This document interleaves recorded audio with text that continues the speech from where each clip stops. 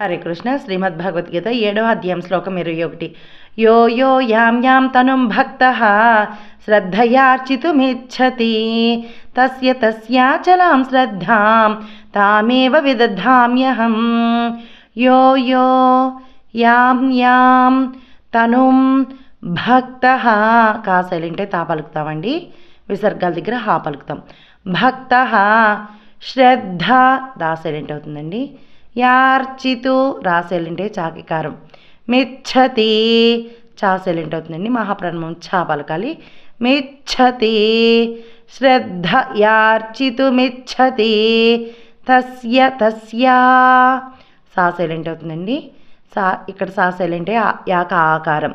తస్య తస్యా చలాం శ్రద్ధాం దా సైలెంట్ అవుతుందండి.